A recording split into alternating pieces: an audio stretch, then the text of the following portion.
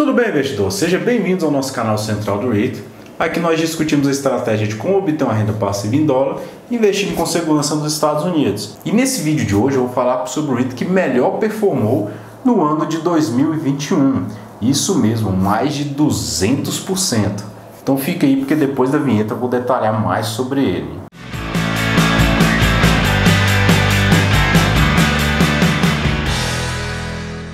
Então, investidores, o REIT que eu vou falar aqui hoje para vocês é o CBL Associates, código de negociação dele CBLAQ.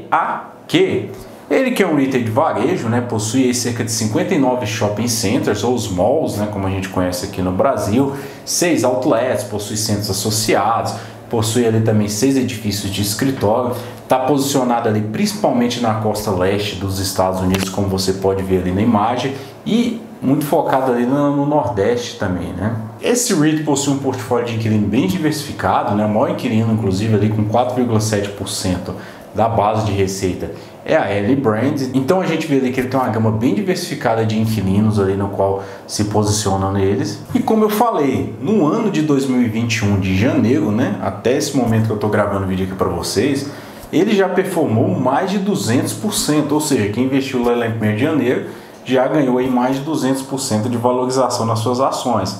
E aí você deve estar pensando, nossa, Ismael, como que eu não enxerguei esse REIT, na verdade? Mas na verdade não são só flores. Isso aqui, esse vídeo, na verdade, ele tem muito como intuito mostrar que a gente não pode se apegar a valorizações e nem a desvalorização achando que vai subir. Esse é um clássico exemplo aqui de um REIT que estava ali com o pé na falência e que está reestruturando a sua dívida, né? Primeiro ponto que eu quero ressaltar aqui sobre CBL, né? Grande parte do seu portfólio, apesar de estar próximo das grandes cidades, né? Na verdade, ela não fica nas grandes cidades. Seu portfólio principal ali, por exemplo, são cidades que estão crescendo muito hoje no Texas, ele está em cidades associadas, cidades próximas, né? Mas que estão a distância de entre 40 a 100 quilômetros dos grandes centros, como Austin, San Antonio. Então, os imóveis de CBL ele não acabam captando ali esse crescimento das grandes cidades ali, que estão crescendo muito ali com a migração hoje para o sul dos Estados Unidos. E aqui vem aquele ponto, né? Nós analisamos um investimento para longo prazo e não aqueles retornos de curto prazo, né? Se você olha ele só de 2021 para cá, você vai observar, lógico, 200% ali de valorização, mas quando a gente pega ele num período maior, desde o seu IPO, o que a gente vê é que esse REIT já se desvalorizou 99%, a cotação dele saiu lá de 25 dólares e hoje vale ali alguns centavos, né, se tornando ali uma penny stock. E por que o REIT acabou tendo esse problema muito grande? Eu sempre comento aqui que um dos maiores riscos que a gente tem que observar em um REIT, na verdade, é a sua alavancagem, o seu endividamento.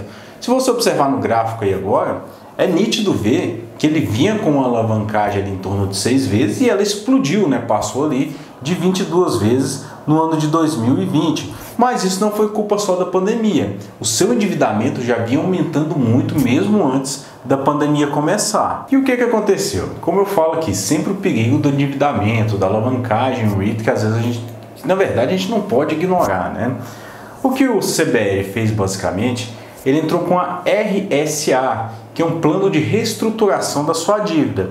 Só que ele entrou com esse plano de reestruturação lá mais ou menos em junho de 2020, só que ele esqueceu de chamar os seus principais credores, que eram os bancos, né?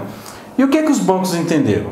Que o REIT estava reestruturando a sua dívida, mas ele não estava chamando os principais credores, principalmente a Wells Fargo, que é uma das maiores instituições bancárias dos Estados Unidos. A Wells Fargo entrou aqui, entendeu aquilo como um default e começou a tomar medidas, né? E aqui entrou a bagunça total, para te falar a verdade. O que aconteceu? A Wells Fargo, ela começou, isso é permitido até inclusive, né? Quando o proprietário, ali, no caso, o devedor, ele tem uma dívida e ela não está sendo paga, se for declarado default, o que aconteceu foi que a Wells Fargo começou a mandar carta para os lojistas dos shoppings, falando que eles não pagassem mais a CBL, mas que repassasse o cheque de aluguel direto para a Wells Fargo. Imagina, você proprietário de uma loja e o banco lá, o Banco do Brasil, o Bradesco, começa a mandar carta para você falando assim, você não paga mais o shopping, agora você me paga. Você fica meio sem saber o que fazer, né? E o que aconteceu ainda é que a própria Wells Fargo começou a nomear gerente para esses shoppings. E aí virou aquela confusão, né? Ninguém sabia ali quem era muito cacique para pouco índio que estava acontecendo ali naquele momento dentro dos imóveis da CBL. E ela se viu obrigada a fazer essa reestruturação de dívida, inclusive com os demais credores. Só que como os maiores credores dela, que eram os bancos, entendeu que ela estava no processo de default, o REIT se viu obrigado a entrar com um pedido de falência, que chama de pedido de falência no capítulo 11 da lei de falência dos Estados Unidos. Esse pedido de falência nada mais é do que um pedido ali para reestruturação, não necessariamente é uma liquidação desse REIT. E nesse pedido de reestruturação, a gente viu a cotação de CBL despencar ainda mais. E cada vez que ele fazia uma reestruturação dessa dívida, a cotação vinha subindo, porque a expectativa com quem era acionista ali daquele REIT era que ele fosse falir, né? Mas o que aconteceu é que ele conseguiu, depois desse pedido de falência ali em meados, né, de outubro de 2020, ele conseguiu renegociar outras RSA com os demais credores, principalmente os bancos. E com esse pedido de falência, né, ele teve que reestruturar toda a sua dívida porque já não estava dando conta mais de pagar, na verdade, o custo do juro ali que ele tinha ali dessa dívida. E qual é o maior problema?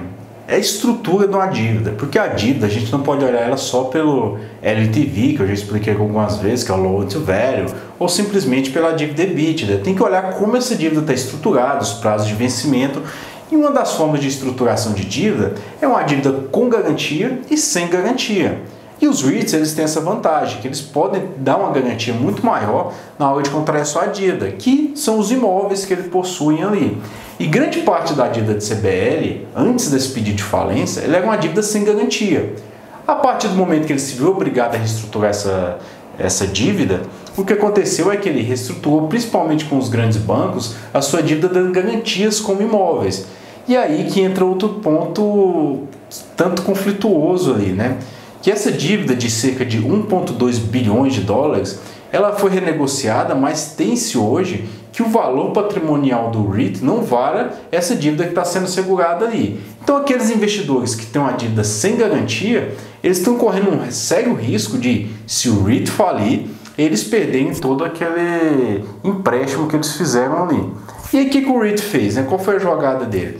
Foi emitir mais ações para que ele trocasse aquela dívida com esses investidores sem garantias por ações ordinárias. E aí o investidor pensou, tá, eu pego uma ação ordinária e começo a vender ela no mercado, né? E cada vez que ele renegociava essa dívida dele, o mercado ficava mais empolgado, porque a impressão que dava ali é que o REIT não vai entrar com processo de falência, já que ele trocou todas as ações preferenciais, dívidas sem garantia, por ações ordinárias, deu uma garantia ali para os principais credores dele. Então ele reestruturou aquilo ali, fez aquela maquiagem e hoje ele continua seguindo ali. Quem trocou por ações, hoje é lógico, está vendendo essas ações ali no mercado, né? E de repente está rindo bastante com essa valorização de 100%, 200% que eu tenho apresentado aí ultimamente. E outra questão é que essas RCAs, elas foram ali feitas com a projeção de que a taxa de ocupação do REIT, os aluguéis vão aumentar bastante. E hoje são dos REITs que mais sofrem, tanto com a ocupação dele, que está ali na casa dos 85% a 88%, quanto com o recebimento dos seus aluguéis, que hoje é um dos REITs de varejo que tem maior dificuldade ali com seus lojistas para receber dos inquilinos. Então não se sabe ainda o que vai acontecer com esse REIT no futuro. Quem entra nele hoje olhando simplesmente essa valorização de um ano, pode na verdade amargar, né, sérios prejuízos. Por quê? Esses credores que receberam ações ordinárias, certamente eles vão vendê-lo no mercado. E é isso que nós vemos semanalmente. Quem acompanha o nosso canal no Instagram já percebeu que CBL está sempre figurando ali entre as maiores altas e as maiores baixas, porque o mercado está fazendo isso. Uma hora empolgado, outra hora são credores ali vendendo nossas ações. O que eu quis trazer aqui nesse vídeo é que muitas vezes a gente começa assim, a gente olha muito para aquela valorização de curto prazo sem observar o risco que o REIT ali que a gente está investindo nos apresenta. E o REIT que eu quis trazer aqui para vocês hoje é um exemplo clássico de como a gente deve se atentar sempre para o rendimento quanto para o risco daquele ativo que a gente está investindo. Esse REIT é o CBL Associates. Espero que vocês tenham gostado do nosso vídeo. Temos também o nosso perfil no Instagram. Temos o nosso canal no Telegram, onde publicamos ali algumas notícias e informações de relevância. E se você gostou, curta, compartilha, se inscreva no nosso canal e até o próximo vídeo.